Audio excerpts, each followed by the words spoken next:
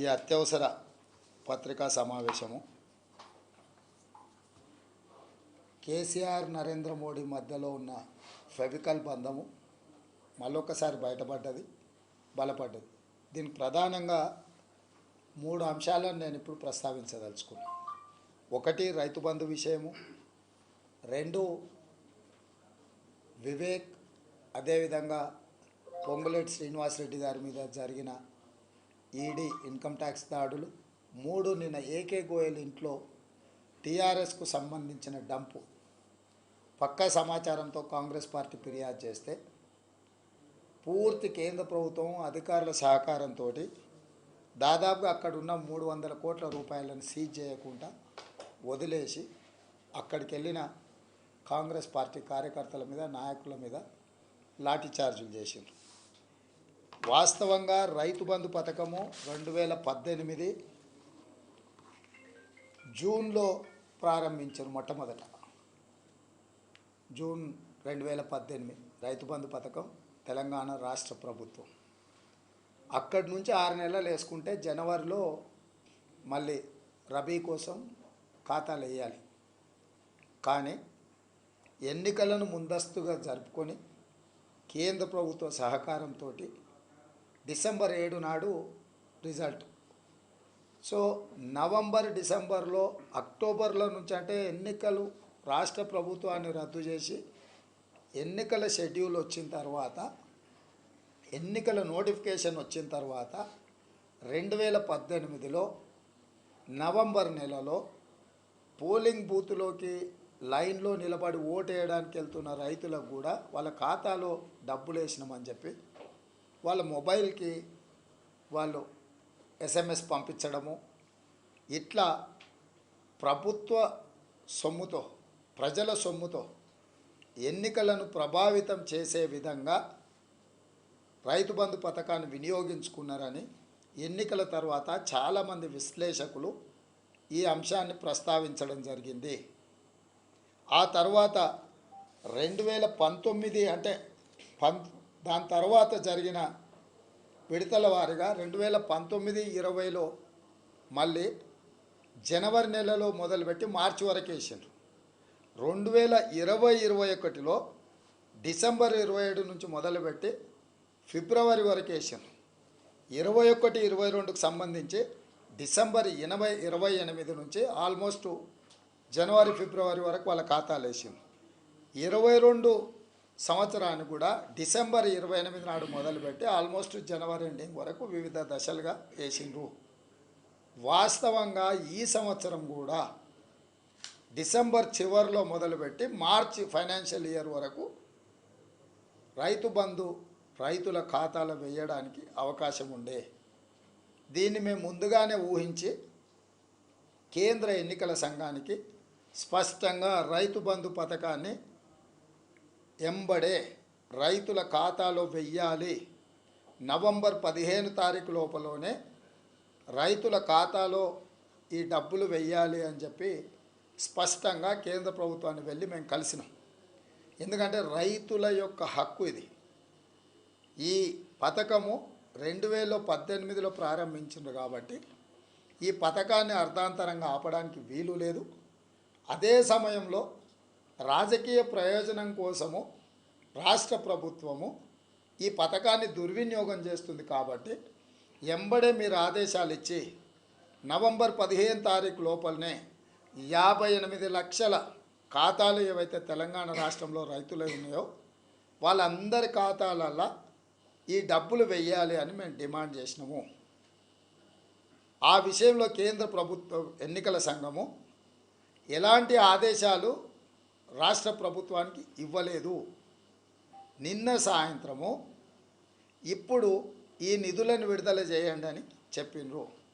సరిగ్గా ఇంకా 4 రోజులు ఉంది పోలింగ్. ఈ సమయంలో ప్రభుత్వము, కేంద్ర ప్రభుత్వము, ఎన్నికల సంఘము పూర్తిగా ప్రభుత్వ నిధులతో బీఆర్ఎస్ పార్టీకి ప్రయోజనం చేకూర్చే విధంగా ఆదేశాలు ఇచ్చిండ్రు. మేము ప్రస్తావించేది ఏంటి కాంగ్రెస్ పార్టీ అంటే ముందస్తుగానే రైతులకు నిధులను విడుదల చేయమని మేము విజ్ఞప్తి చేస్తే మా విజ్ఞప్తిని పరిగణలోకి తీసుకోలేదు. టీఆర్ఎస్ పార్టీ మాత్రం ఓట్లకు 3 రోజుల ముందు మేము రైతుల ఖాతాలల్లో నిధులు వేస్తామంటే ఈరోజు అనుమతి ఇచ్చిండ్రు. అంటే రాష్ట్ర కేంద్ర ప్రభుత్వాల మధ్యలో ఉన్న బీజేపీ బీఆర్ఎస్ మధ్యలో ఉన్న ఫెవికల్ బంధం మరొక్కసారి బలపడ్డది. అయితే ఇప్పుడు రైతులు తీసుకోవడం వల్ల వచ్చే నెల మేమిస్తే డిసెంబర్లో ప్రభుత్వాన్ని ఏర్పాటు చేసి జనవరిలో కాంగ్రెస్ పార్టీ ఖాతాలో డబ్బులు ఇస్తే మేము 15,000 వేస్తాం. ఈ రకంగా ఈ రోజుకు ఇప్పుడు ఈ ప్రభుత్వం బీజేపీ బీఆర్ఎస్ కలిసి ఎన్నికల ముందు వీళ్ళ ఖాతాలో నిధులు వేయడం వల్ల రైతులకు 5,000 రూపాయల నష్టం జరుగుతుంది. ఒక రకంగా ఈ పథకాన్ని రాజకీయ ప్రయోజనానికి వాడుకోవాలని చూస్తున్నారు. రెండవ కోణంలో ప్రతి రైతుకు ప్రతి ఎకరాకి 5,000 రూపాయల నష్టం జరుగుతుంది. అందుకే రైతులకు కాంగ్రెస్ పార్టీ చేసే విజ్ఞప్తి, మీరెవరూ ఆందోళన చెందాల్సిన పని లేదు. ఎవరు రైతు బంధు పథకంలో ఖాతాలో డబ్బులు పడ్డాయని ప్రభావితానికి లోను కావాల్సిన ప్రభావితం కావాల్సిన అవసరం లేదు. అదేవిధంగా కాంగ్రెస్ అధికారంలోకి వచ్చిన తర్వాత వస్తే 5,000 రూపాయల లాభం జరుగుతుండే అని బాధపడాల్సిన అవసరం లేదు. ఈరోజు కేసీఆర్ ఎన్ని కుట్రలు కుతంత్రాలు చేసినా, నరేంద్ర మోడీ గారు జేసీబీలు పెట్టి క్రేన్ పెట్టి కేసీఆర్ను పైకి లేపినా కేసీఆర్ పార్టీ లేవదు, ఈ ఎన్నికల్లో గెలవదు. ఇప్పుడు ఇచ్చేదంతా తీసుకోండి, మిగిలిన సొమ్ము కాంగ్రెస్ లెక్క ప్రకారం జనవరిలో మీ ఖాతాలో వేస్తుంది. మేము రైతు భరోసా పథకం కింద ఎకరాకు 15,000 రూపాయలు ఇస్తామని, కౌలు రైతులకు కూడా ఇస్తామని, అదేవిధంగా ఉపాధి హామీ కూలీలకు కూడా 12,000 రూపాయలు ఇస్తామని మేము ఏదైతే చెప్పినామో, ఈరోజు ఈ పథకం ఈ 3 రోజుల్లో రైతుల ఖాతాలలో వేయడం వల్ల ఉపాధి హామీ కూలీలకు ఏదైతే 12,000 మేము ఇద్దామనుకున్నామో వాళ్ళు నష్టపోతారు. కౌలు రైతులను గుర్తించి కౌలు రైతులకు కూడా ఈ పథకాన్ని ఏదైతే మేము అమలు చేయాలనుకున్నాం రైతు భరోసా పథకం, కౌలు రైతులు నష్టపోతున్నారు. అదేవిధంగా పట్టాదారులు కూడా 15,000 రావాల్సింది ఈ ప్రభుత్వం వల్ల 10,000కే పరిమితమవుతుంది. అంటే కేసీఆర్ చెప్పే రైతు బంధు కావచ్చు, కాంగ్రెస్ పార్టీ చెప్పే రైతు భరోసా కావచ్చు, ఒకే పథకం. ఈ పథకంలో బీఆర్ఎస్ బీజేపీ కలిసి ఎన్నికల వ్యూహం అనుకొని తెలివితేటలు ఏవైతే ప్రదర్శిస్తున్నారో తద్వారా రైతులకు తీరని నష్టం జరుగుతుంది. కాబట్టి రైతులు ఎవరూ ఆందోళన చెందాల్సిన అవసరం లేదు. ఇవాళ కేసీఆర్ ఏది వేసినా తీసుకోండి, అది మీ హక్కు. మిగిలినవి కాంగ్రెస్ ఇచ్చేటివి కూడా జనవరి నెలలో కాంగ్రెస్ పూర్తిగా మీ ఖాతాలలో వేస్తుంది. కాబట్టి ఈరోజు కేసీఆర్ గజ్వేల్లో ఫామ్ హౌస్ అమ్మేసో, లేకపోతే గజ్వేల్లో పండించిన వడ్లు కావేరీ సీడ్స్కి ఏదైతే 4,250 రూపాయలకు క్వింటాల్ లాగా ఏదైతే అమ్మి కోట్ల రూపాయలు తీసుకుంటున్నాడో, లేదా కేటీఆర్ జన్వాడలో ఉన్న తన విలాసవంతమైన ప్యాలెస్ ఏదైతే ఉన్నదో ఫామ్ హౌస్, ఆ ప్యాలెస్ అమ్మో, లేకపోతే ఆయన సినిమా మిత్రులు వాళ్ళ రెమ్యునరేషన్ ఈయనకి ఇస్తే అవి తీసుకొచ్చో ఈ రైతుల ఖాతాలలో వేయడం లేదు. ఇవాళ ప్రభుత్వ సొమ్ముతో ప్రజల ఓట్లు కొనుగోలు చేయాలని కేసీఆర్ కుట్ర చేస్తున్నాడు. అందుకే రైతులందరికీ నేను విజ్ఞప్తి చేస్తున్నా, 2018లో ఏ తెలివితేటలు ప్రదర్శించిన కేసీఆర్ అనుకుంటుండో అదే తెలివితేటల్ని ఈసారి ప్రదర్శిస్తున్నాడు. ఇప్పటి వరకు నిన్నటి వరకు నరేంద్ర మోడీ గారు, అమిత్ షా గారు కేసీఆర్ అవినీతి తేలుస్తాం, మేము మళ్ళొచ్చి జైల్లో పెడతామని 10 ఏళ్ళు మీరిద్దరు కలిసి పంచుకొని మీ ఆస్తులు పెంచుకొని 10 ఏళ్ళు ఏమీ ఈగ కూడా వాళ్ళనీయకుండా కాపాడిన మీరు మళ్ళోసారి అధికారంలోకి వస్తే కేసీఆర్ మీద చర్యలు తీసుకుంటున్నామంటేనే ఎంత వినడానికి అసహ్యంగా ఉందో బీజేపీ నాయకులు ఆలోచన చేయాలి. కేసీఆర్ ఆదేశం మేరకు మీ రాష్ట్ర పార్టీ శాఖ అధ్యక్షుడినే మార్చుకున్న మీరు ఈ ఎన్నికల్లో కేసీఆర్ మీద ఏదో చర్యలు తీసుకుంటారని, ప్రజలు మీకు ఓట్లు వేస్తారని మీరు ఏదైతే భ్రమపడుతుండ్రో ఈ భ్రమలు ఎవరికి లేవు, మీరు భ్రమపడాల్సిందే. అందుకే రైతులకు ఈరోజు రైతు బంధు పథకం ద్వారా మీ ఖాతాలలో పడబోయే నిధులు మీవే. కాంగ్రెస్ పార్టీ ఇస్తున్న 15,000 ప్రకారము కౌలు రైతులకు, పట్టాదారు పాస్ పుస్తకాల వాళ్లకు, అదేవిధంగా ఉపాధి హామీ కూలికి పోయే వాళ్ళకు కూడా జనవరి నెలలో మేము ఈ పథకాన్ని అమలు చేస్తాము. తెలంగాణ రాష్ట్ర రైతాంగానికి కాంగ్రెస్ పార్టీ భరోసా ఇస్తుంది. అది ఒకటి. రెండవది, మా వివేక్, అదేవిధంగా మా పొంగులేటి శ్రీనివాసరెడ్డి, వివేక్ గారు బీజేపీలో ఉన్నప్పుడు రాముడు ఎంత మంచి బాలుడు అంటే వివేకుని చూసి నేర్చుకోండి అని చెప్పేటోళ్ళు బీజేపీ వాళ్ళు. మంచి బాలుడు అనే పదానికి పర్యాయ పదంగా గడ్డం వివేక్ వెంకటస్వామిని చూపించుకునేవాళ్ళు. ఆయన బీజేపీ బీఆర్ఎస్తో కుమ్ముక్కయ్యి బీజేపీని కేసీఆర్కు తాకట్టు పెట్టింది. కేసీఆర్ అవినీతి మీద చర్యలు తీసుకోవడం లేదు. కేసీఆర్ని ఎన్నికలలో ఓడించాలన్న ఆలోచన బీజేపీకి లేదు. కాబట్టి కేసీఆర్ బీఆర్ఎస్ పార్టీని ఓడించడమే లక్ష్యంగా రాజకీయాలలో ఉన్న వివేక్ వెంకటస్వామి కాంగ్రెస్ పార్టీలో చేరిండు. చేరిన ఎంబడే అప్పటి వరకు రాముడుగా కనిపించిన వివేక్ వెంకటస్వామి ఒక్కసారిగా బీజేపీలకు రావణాసురుడుగా కనిపిస్తున్నాడు. 10 తలకాయలు ఉన్నాయని, 100 బ్యాంకు ఖాతాలు ఉన్నాయని, అందులో 1,000 కోట్ల రూపాయల నిధుల మళ్లింపు జరిగిందని గంటలలో తేల్చేసారు. ఈడీ దాడులు, గంటలలో కేసులు నమోదు, అతన్ని అంతర్జాతీయ ఆర్థిక ఉగ్రవాదిగా చిత్రీకరించినట్టు బీజేపీ బీఆర్ఎస్ కలిసి ఈరోజు చిత్రీకరిస్తున్నారు. అదేవిధంగా పొంగులేటి శ్రీనివాసరెడ్డి మీద కూడా దాడులు చేయడమే కాకుండా సురేందర్ రెడ్డి గారు, అంటే రామసహాయం సురేందర్ రెడ్డి గారు, వరంగల్ జిల్లాలో తెలంగాణ రాష్ట్రంలో వారి పేరు తెలియని వాళ్ళు లేరు. ఆయన 4 సార్లు ఎమ్మెల్యే, 4 సార్లు ఎంపీ. ఆయననే స్వచ్ఛందంగా క్రియాశీలక రాజకీయాల నుంచి తప్పుకున్నాడు. నా వయసు, నా అనుభవం తెలంగాణకు ఉపయోగపడాలి, నేను ఎన్నికలలో పోటీ చేయాలి. శ్రీనివాసరెడ్డికి బంధువు అయిన పాపానికి ఆరోగ్యం బాలేక హాస్పిటల్లో ఉన్న రఘురామరెడ్డిని, సురేందర్ రెడ్డి కొడుకును ఎస్ఓటి పోలీసులు, ముఖ్యంగా జోగినపల్లి సంతోష్రావు సడ్డకుడు సందీప్ రావు డీసీపీ మాదాపూర్, అతను హాస్పిటల్ నుంచి ఎత్తుకొని పోయి ఏ వాహనంలో డబ్బులు ఉన్నాయో అందులో కూర్చోబెట్టి బలవంతంగా అతని ఫోటోలు వీడియోలు తీసి వాళ్ళ మీద ఈరోజు కేసులు పెట్టిండ్రు. బంధుత్వాలు చేయడం కూడా బీఆర్ఎస్ వాళ్ళ దృష్టిలో నేరంగా కనిపిస్తుంది. పండిట్ జవహర్లాల్ నెహ్రూ గారు ఎంపీగా ఉన్నప్పుడు సురేందర్ రెడ్డి గారు వారితో పాటు కలిసి లోక్సభకు ప్రాతినిధ్యం వహించారు. ఇప్పుడు 17వ లోక్సభ ఉంది, 3వ లోక్సభకు ఆయన ప్రాతినిధ్యం వహించాడు. జవహర్లాల్ నెహ్రూ గారు ఉన్నప్పటి నుంచి రాజకీయ విలువలకు సురేందర్ రెడ్డి గారు మారుపేరు. సురేందర్ రెడ్డి గారి మీద వేలెత్తి చూపించిన వాళ్ళే లేరు శత్రువులు కూడా.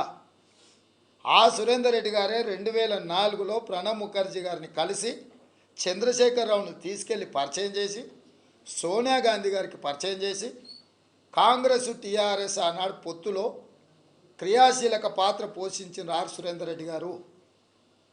అలాంటి పెద్ద మనిషిని, ఆయన కొడుకును, పొంగులేటి శ్రీనివాసరెడ్డి బంధువు అయిన పాపానికి శ్రీనివాసరెడ్డిని ఏమి చెయ్యలేక రఘురామరెడ్డిని ఆ కేసులో అక్రమంగా ఇంక్లూడ్ చేసిండ్రు.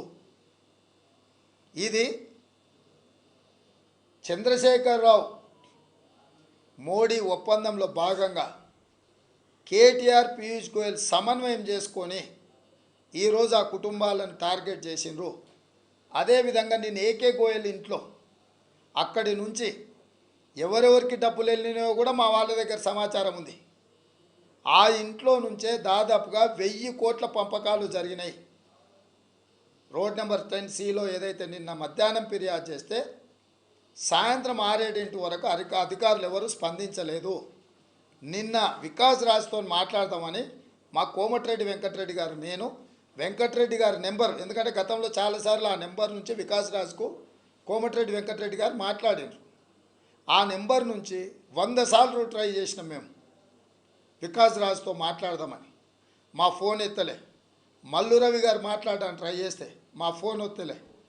ఎన్నికల నిర్వహణ అధికారి 24/7 అందుబాటులో ఉండాలి, మేమిద్దరం ఎంపీలము, వారితో మాట్లాడాలి, ఈ ఫిర్యాదుకు సంబంధించి వారి దృష్టిలో పెట్టాలి అని ప్రయత్నం చేస్తే వికాస్ రాజ్ గారు కనీసం ఆ ఫోన్లు కూడా ఎత్తలేదు. అంటే పూర్తిగా రాష్ట్ర కేంద్ర ఎన్నికల సంఘానికి సంబంధించిన అధికారులు వివక్షపూరితంగా ఎలా వ్యవహరిస్తుండ్రో, ఒకటి నవంబర్ 15 లోపలేనే రైతు బంధు పథకం విడుదల చేసి రైతుల ఖాతాలో వేయాలని మేమందరం పెద్ద ఎత్తున వెళ్ళి విజ్ఞప్తి చేసినాం. రైతులకు ముందస్తుగా ఈ నిధులు చేరాలి అని. అది పక్కన పెట్టేసి సరిగ్గా 3 రోజుల పోలింగ్ ఉందన్నప్పుడు నిధులను విడుదల చేసిండ్రు. నిన్న ఏకే గోయల్ మీద జరిగిన దాడిలో పోలీసులే లోపలికి వెళ్ళిండ్రు, ఎన్నికల సంఘం వాళ్ళే లోపలికి వెళ్ళారు. ఫిర్యాదు చేసిన వాళ్ళని లోపలికి రానియలే, మీడియా వాళ్ళని లోపలికి రానియలే, అందులో ఉన్న వాళ్ళని టాస్క్ ఫోర్స్ వాళ్ళని పెట్టి బయటికి పంపించిండ్రు. ఈరోజు ఏమీ లేదని తేల్చే కాడికి పట్టుకొచ్చింది. అంటే ఈడీలు, ఇన్కమ్ ట్యాక్సులు కేవలం కాంగ్రెస్ పార్టీ కోసమే పనిచేస్తున్నాయా? ఈరోజు వివేక్ వెంకటస్వామిని పార్టీలో చేర్పించడానికి ఎవరైతే మిత్రులు సహకరించిండ్రో వాళ్ళ ఇళ్ళ దగ్గర పోయి ఈరోజు ఈడీ వాళ్ళు కూర్చున్నారు. మీరు ఎట్లా కాంగ్రెస్లో చేరడానికి సమన్వయం చేస్తారు, ఏంది మీ సంగతి అని. అంటే పూర్తిగా బీజేపీ, బీఆర్ఎస్ ప్రజాక్షేత్రంలో ఓడిపోయి ఆ నాయకుల యొక్క ముఖాలు చెల్లకపోవడం వల్ల ఈరోజు వాళ్ళ ఫ్రంటల్ ఆర్గనైజేషన్స్ని, అనుబంధ విభాగాలను, ఈడీని, ఇన్కమ్ ట్యాక్స్ను రంగంలోకి దించిండ్రు. ఇది తెలంగాణ సమాజం అంతా గమనించవలసిన అవసరం ఉన్నది. జరుగుతున్న తతంగం, మాట్లాడుతున్న ప్రసంగాలకు జరుగుతున్న తతంగాలకు ఎలాంటి పోలిక లేదు, పొంతన లేదు. ఈరోజు కాంగ్రెస్ గెలుస్తుందని తెలంగాణ మొత్తం కోడై కూస్తుంది. సర్వేలన్నీ కాంగ్రెస్ పార్టీకి అనుకూలంగా ఉన్నాయి. సో చివరి పోలింగ్ ప్రారంభం అవ్వడానికి, ప్రచారం ముగిసే సందర్భానికి ఎక్కడికక్కడ అష్టదిగ్బంధం చేసి కాంగ్రెస్ పార్టీని ఇబ్బందులకు పాలు చేసి కాంగ్రెస్ పార్టీని ఓడించాలని ఈరోజు కేసీఆర్ కేవలము డబ్బులనే నమ్ముకున్నాడు. ఇవాళ టీఆర్ఎస్ నాయకులు గ్రామాలలో చెప్తారు, మేము ఓటుకు 10,000 వస్తామే, కాంగ్రెస్ వాళ్ళ దగ్గర ఏముంది, బొచ్చ కూడా లేదు.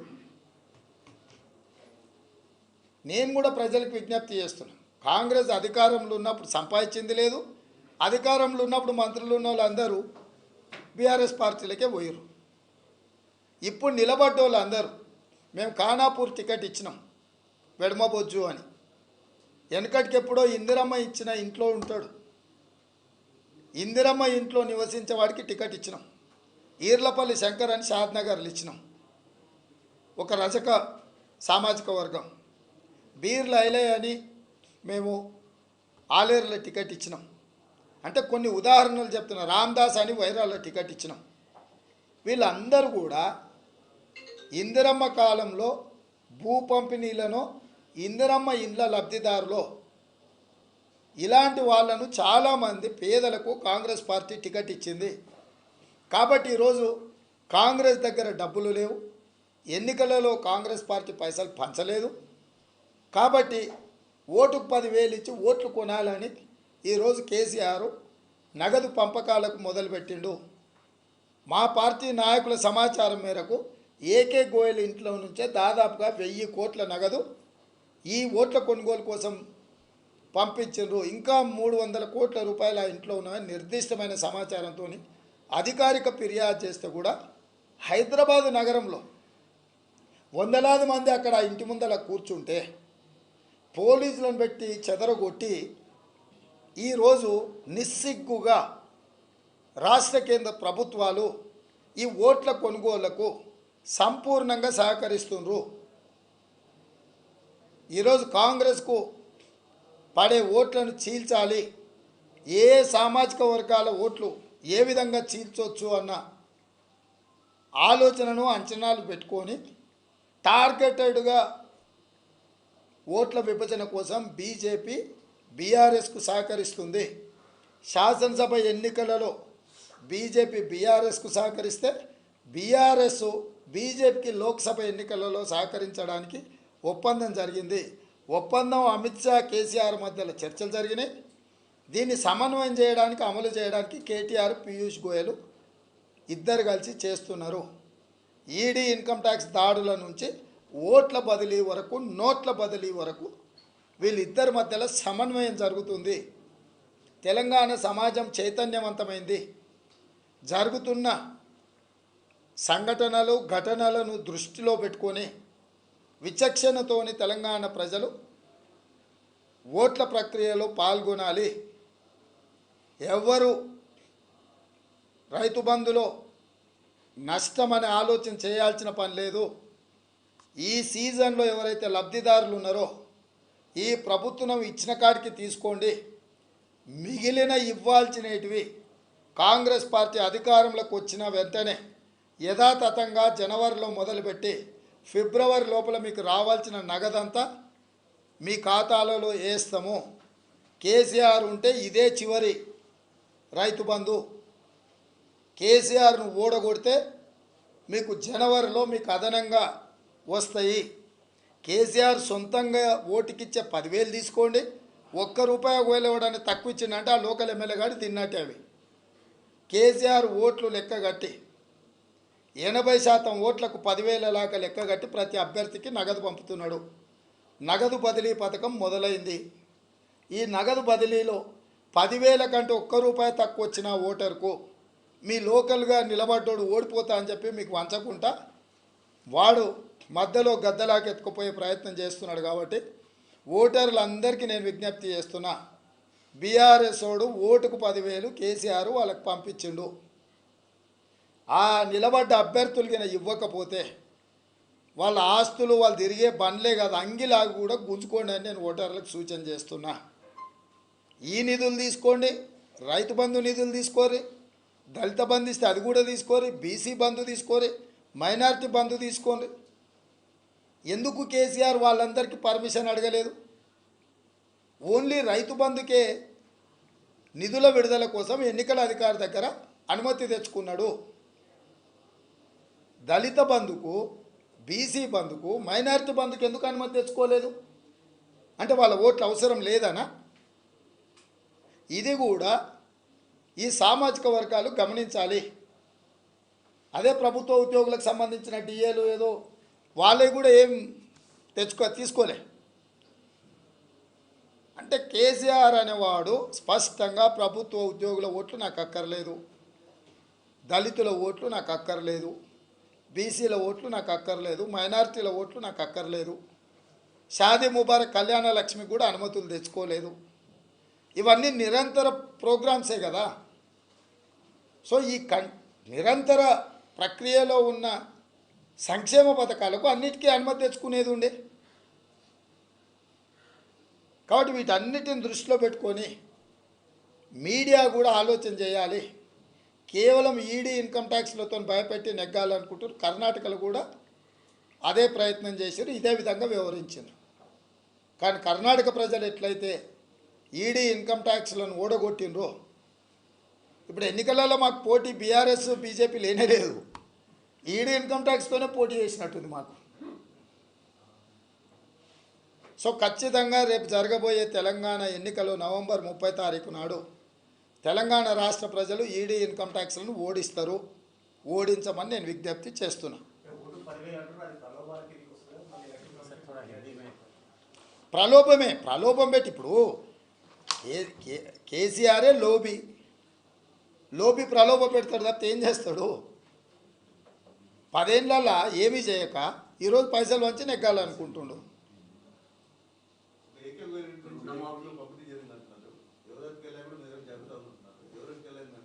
చెప్తాం, దాని సందర్భం వచ్చినప్పుడు విచారణ అధికారులు తేల్చాలి కదా. విచారణ అధికారులు దాని సంగతే మాట్లాడట్లేదు కదా, మంత్రులు ఉన్నారు దాంట్లో ప్రధానంగా.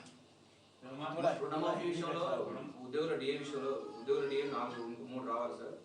రుణమాఫీ విషయంలో తెలియకుండా కేవలం ఈ రుణం రైతు బంధు మీదనే అప్లికేషన్ పెట్టడం ఏంటి? నేను అదే చెప్తున్నా, ప్రభుత్వ ఉద్యోగులు కానీ మిగతా బీసీ బంధు దళిత బంధు విషయంలో కానీ వివక్షతో కూడుకున్న అనుమతులు అడుగుతున్నాడు. సో ఈ వివక్షను కూడా వాళ్ళు గమనించాలి. జనవరిలో ఇవ్వాల్సిన రైతు బంధుకేమో సరిగ్గా ఎన్నికలకు 4 రోజుల ముందు అనుమతి ఇచ్చింది కేంద్రం. ఇప్పుడు ఈ క్యాలెండర్ డేట్ ప్రకారం రిలీజ్ అయినాయి. 2019 జనవరిలో ఇవ్వాల్సింది 2018లో ఇచ్చారు. 2020 జనవరిలో ఇవ్వాల్సింది జనవరి ఫిబ్రవరిలో ఇచ్చారు. నవంబర్ డిసెంబర్ లేలే. సేమ్ 21, 22, 22, 23 అన్నీ కూడా అట్నే చేశారు. ఇప్పుడు మాత్రం 24లో ఇవ్వాల్సిన దాన్ని ప్రీపోన్ చేసి 23 నవంబర్లోనే పంపకాలు మొదలుపెట్టారు. 5,000 కోట్లు. దాంట్లో కూడా చిన్న సన్నకారు రైతులకు అర్జెంట్కి ఇచ్చేసి పెద్ద పెద్దోళ్ళని ఆపాలని.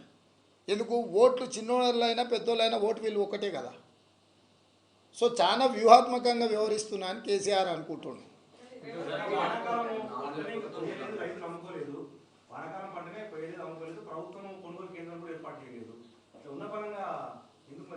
నేను చెప్పేది అదే, ఓట్ల కొనుగోలు అనుకుంటున్నారు వాళ్ళు. ఇది కేంద్ర ప్రభుత్వం కూడా స్పష్టంగా సహకరిస్తుంది. మాట్లాడమని ఈరోజు ఆ బీజేపీ వాళ్ళని దీని మీద అభ్యంతరం చెప్పమని చూద్దాం.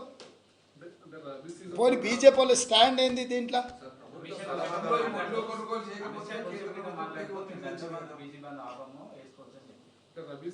మరి నేను చెప్పేది అదే, వేసుకోవచ్చు. వేసుకోవడాన్ని ఎవ్వరు వద్దంటలేరు. దానికి ఒక క్యాలెండర్ డేట్ ఉన్నది కదా.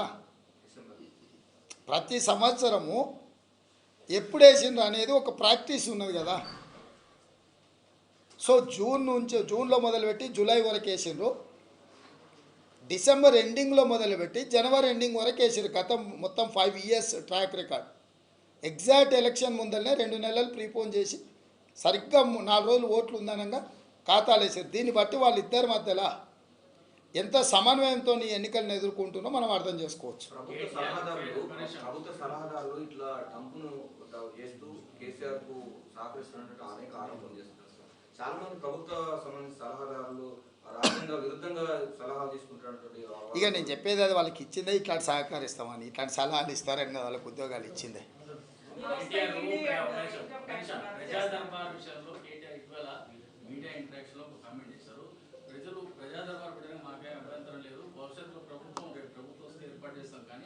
ప్రజలు ఉద్యమ కోరికలు కోరుతున్నారు అనే అంశాన్ని చెప్తూ ఉదాహరణ తాను ఇటీవల ఫీల్డ్కి వెళ్ళినప్పుడు ఒక మహిళ వచ్చి, సార్ నాకు 3 ఆడపిల్లలు ఉన్నారు, నేను ఎట్లా బతకాలి అన్నది. అంటే అవి 3 ఆడపిల్లలు ఎవరి కోసం కదా, నా కోసం కదా, దేశం కోసం కదా, ఇట్లాంటి కోరికలు కోరుతున్నారు అనే కామెంట్ చేస్తారు. దీన్ని ఎట్లా వస్తారు? నేనేమంటున్నా అంటే బీసీలు పేదలు పిల్లలు కనొద్దు, కేవలము దొరలు శ్రీమంతులు దేశాన్ని దోసుకునేటోళ్ళే పిల్లలు కనాలన్న ఆలోచన, ఆ ఫ్యూడల్ మెంటాలిటీ ఏదైతే ఉందో ఆ ఫ్యూడల్ ఆలోచన ఇది. అంటే పేదవాళ్ళు పిల్లలను కూడా కనొద్దు. కేటీఆర్ తన ఆలోచనను స్పష్టంగా చెప్పిండు. ఇది దుర్మార్గం. అంటే భర్తెగింపు ఇది. అంటే పేదలు, నాకు 3 పిల్లలు ఉన్నారు, సహాయం అందించాలంటే ప్రభుత్వం వైపు నుంచి నిస్సహాయులకు సహాయం అందించడానికే ఈరోజు ప్రభుత్వాలు ఉన్నాయి. ఇప్పుడు ఆ పేదల ఓట్లు అక్కర్లేదా? ఇప్పుడు ఆ 3 పిల్లలకు రేపు ఓటు వచ్చింది అనుకో, టీఆర్ఎస్ ఆయన ఓటు అడగడా? పోనీ ఆ తల్లి ఓటు అడగడా? అంటే ఎట్లా అవమానపరుస్తుండో చూడు బీసీలను, మహిళల్ని. నిన్ను ఎవరు కనమన్నారు పిల్లల్ని? అది ఎంత పెద్ద మాట, ఎంత పెద్ద మాట అది. అదే నేను అదే అంటున్నా. అంటే నా కోసం కన్నవా నువ్వు అని ఒక మహిళను పట్టుకొని మాట్లాడే పరిస్థితికి బరితెగించిండ్రు అని అంటే తండ్రి కొడుకుల వ్యవహారము మదమెక్కి ఎట్లా వ్యవహరిస్తారో దీన్ని బట్టి అర్థం చేసుకోవచ్చు. అందుకే సమాజం అన్న సామాజిక బాధ్యత అన్న వాళ్ళకి లేదు. వాళ్ళు బరితెగించిండ్రు. వాళ్ళకి మాట్లాడే పద్ధతి కానీ వ్యవహరించే తీరు కానీ సరిగ్గా లేదు. కాబట్టే ప్రజా కోర్టులో ఇప్పుడు వాళ్ళని శిక్షించాలనేది కాంగ్రెస్ పార్టీ ఆలోచన. కూడా నింపలేదు. 10 ఏళ్ళలో 9,60,60,000 ఉద్యోగాలు నింపారు. ఏ స్టేట్లో నింపించండి పోలీస్ స్టేట్స్ అని కేటీఆర్ మొన్న మీటింగ్లో ఒక స్టేట్మెంట్ ఇచ్చారు. ఇప్పుడు కేటీఆర్ మాట్లాడే మాటలన్నీ కూడా చెప్పుదెప్పులు తినడానికి బాగా పనికొస్తాయి. తెలంగాణ ఉద్యమం జరిగిందే నియామకాల కోసం. నువ్వు నియమించిన విశ్వాల్ ఐఏఎస్ ఆఫీసర్ 1,91,374 పోస్టులు ఖాళీగా ఉన్నాయని ఆ నివేదిక ఇచ్చిండు. తెలంగాణ వచ్చిన 2014లో అసెంబ్లీలో కేసీఆర్ ఏం చెప్పిండు? రాష్ట్ర విభజన ఏర్పడ్డ తర్వాత తెలంగాణలో ఉన్న ఖాళీలు 1,07,000 అని చెప్పిండు. నేను చిన్నారెడ్డి గారు మేము అడిగిన ప్రశ్నకు 6-7 ఏళ్ళ తర్వాత 1,91,000 పోయినాయంటే నిరుద్యోగం పెరిగిందా తగ్గిందా? ఏం మాట్లాడుతున్నాడో కేటీఆర్కి ఏమన్నా అర్థమవుతుందా? 17 పరీక్షల పత్రాలు రేషన్ షాప్లో ఉప్పు పప్పు అమ్మిన దానికంటే అధ్వానంగా జిరాక్స్ సెంటర్లలో పల్లి బఠానీలలాగా అమ్ముతుంటే నైతిక బాధ్యత వహించి రాజీనామా చేయాల్సిన వీళ్ళు అసలు ఎట్లా మాట్లాడుతున్నారో మీరు చూడండి.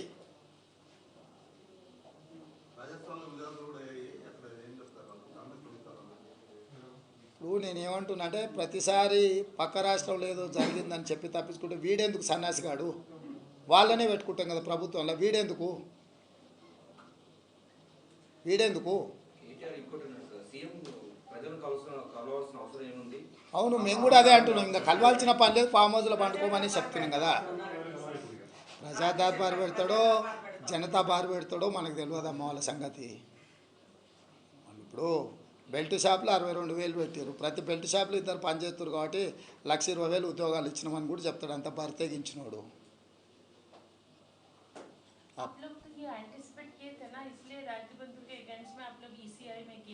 नहीं, आप गलत फहमी में, हम अगेंस्ट नहीं किए. हम लोग टाइमिंग हम लोग इमीडिएट राइतु बंधु रिलीज करने के लिए हम लोग रिप्रेजेंटेशन किए, क्योंकि इलेक्शन नोटिफिकेशन आते ही इलेक्शन कोड लागू कर देते. तो इलेक्शन कोड लागू है, किसानों को पहले ही दे दो. नवंबर 15 से पहले ही आप उनके खाता में पैसे डालने के लिए हम on behalf of farmers we have represented to Election Commission of India to support farmers. Now these people are exploiting that scheme. Out of that scheme they wanted to take common man vote. So BJP and BRS both are together, both are trying to influence with public money for voting. So now what are you going to do? So see, ये तो continuous program है. Government is continuous process. Absolutely. So only thing is, मैं किसानों को ये बात कहना चाहता हूँ कि भाई कांग्रेस पार्टी हर एकड़ को हर साल 15,000 देने के लिए हमारा इलेक्शन मैनिफेस्टो है.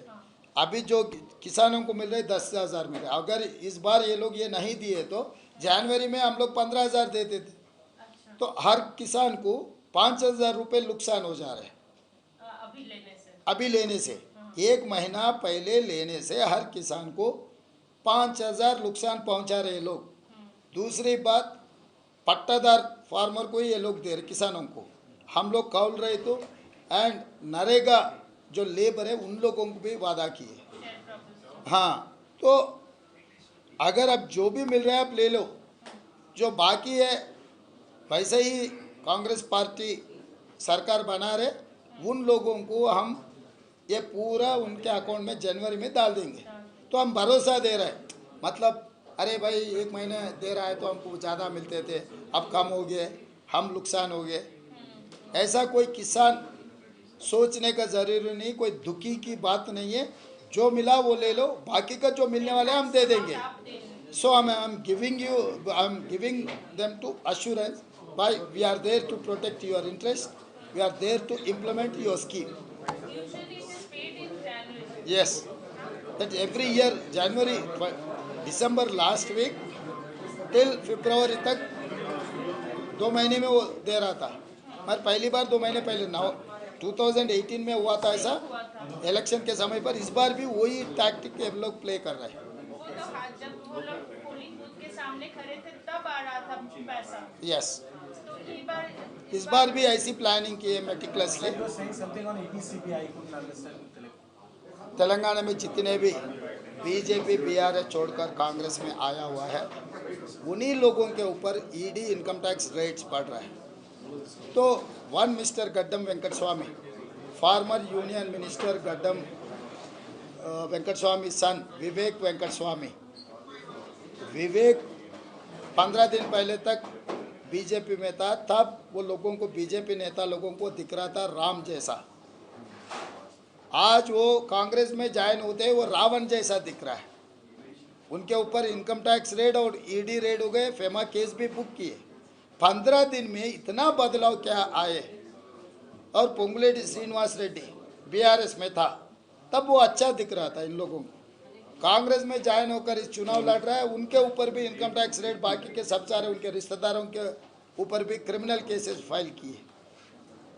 तो बात साफ है, बीआरएस बीजेपी दोनों मिलकर कांग्रेस को हराने के लिए, वोट काटने के लिए कोऑर्डिनेशन चल रहा है। चर्चा हुई अमित शाह और केसीआर के बीच में, इम्प्लीमेंट करने के लिए KTR, Piyush Goyal, they are coordinating this formula. Bharat ने अभी बोला है कि प्रियंका गांधी ने डिनर समारोह के बारे में बात कर रहे हैं, उनके सम्मान के बारे में, लेकिन केटीआर ने बकायदे ये बात कही है कि कांग्रेस ने सम्मान नहीं किया डिनर समारोह का, उनका पार्थिव शरीर भी एआईसीसी में नहीं आने दिया, और यहाँ की भी कांग्रेस सरकार ने अपमान किया, उनके लिए जगह नहीं। ऐसे केटीआर को हमेशा मैं एक ही बात कहता हूँ, वो गधा है। वो गधा को भी कुछ भी अगर गवाह दिए, बयान दिए, इतना सीरियस लेने का ज़रूरी नहीं है। एक गांव के सरपंच था पीवी नरसिंह राव जी, उनको AICC president, prime minister of India Congress ने बनवाया। तो एक छोटे गांव तेलंगाना से लेकर दिल्ली तक AICC president and prime minister Congress ने बनाया। केटीआर के सरकार में कोई किसी को, दूसरे को, उनके परिवार छोड़ के और दूसरे किसी को मुख्यमंत्री बनाओ बोलो। तो जो आदमी को हम सम्मान किए, जो आदमी को इतना बड़ा पोजीशन दिए, हमारे ऊपर इल्ज़ाम लगा रहे। आज के तारीख में 4 करोड़ तेलंगाना के जनता या Telugu speaking almost 18 crores all over world, they are feeling that he is our pride. किसने बनाया वो प्राइड? कांग्रेस पार्टी ने बनाया। ऐसे कांग्रेस पार्टी के खिलाफ ये इल्ज़ाम लगा रहा है। तो इनका एजुकेशन या इनके माइंडसेट आप समझ सकते हैं। जब आप और राहुल गांधी जगह जगह जॉब्स की बात कर रहे हैं, उस पर केटीआर ने ये बोला है कि आप लोग कभी एक दिन जॉब। सही है भाई, वो यूएस में क्या काम कर रहा था आपको तो पता है ना। सो फॉर दैट ये studied in Guntur, after that Pune, after that US में स्टडी किया, नहीं किया, क्या काम कर रहा था मुझे तो पता नहीं। Based on that he is not eligible for even chaprasi post in Telangana according to mulki rules और 6 point formula. He doesn't have any eligible for even chaprasi post, though he has become a minister just because of his father. So myself and Rahul Gandhi, we never claimed our legacy or any other thing. We are merit quota. That fellow is a management quota fellow. So he doesn't have any right to say anything against Rahul Gandhi or myself. Do you think the minority vote will go this time? Sir minority majority नहीं है, सब सारे कांग्रेस के साथ आएंगे, कांग्रेस के सरकार बनाएंगे। कांग्रेस पार्टी के लिए कोई माइनॉरिटी मेजॉरिटी नहीं है। इंडियंस और इंडियंस, दैट्स ऑल। इंडिया कूटमी की वोट देने वाले all Indians are going to vote for India kutami, that's all. Thank you. And 9:30 आज रात को